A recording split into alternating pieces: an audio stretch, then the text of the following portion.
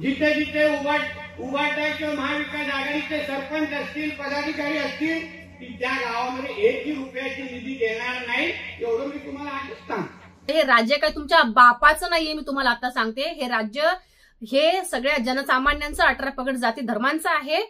काय देणार? कोणाला गावाचा विकास करायचा असेल तिथे येऊन प्रवेश करून जावा, भरघोस काम होऊन जातील, नाहीतर विकास होणार नाही. आपला कार्यक्रम सोपा आणि स्पष्ट असतो, आपण हात आपण ठेवत नाही. हे की जर ठाकरेच्या शिवसैनिकांनी मनावरती घेतलं तर तुमचं आणि तुमच्या लोकांचं हे त्या गावामध्ये फिरणं बंद होईल. आणि जर तुम्हाला अशीच बेताल वक्तव्य करायची असतील तर आम्ही सज्ज आहोत तुम्हाला तुमच्याच भाषेमध्ये उत्तरं द्यायला.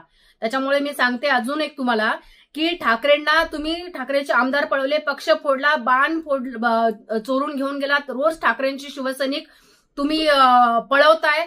आणि अशी वक्तव्य करून तुम्ही ठाकरेंच्या सैनिकांचं मनोबल, मनोधैर्य तुम्ही कमी करण्याचा जर प्रयत्न करत असाल तर ते तुमचं कधीच तुम्ही त्या गोष्टीत सक्सेस होणार नाही. ती मी एवढं तुम्हाला सांगते.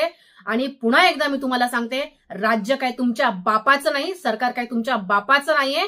त्यामुळे वक्तव्य करत असताना विचार करून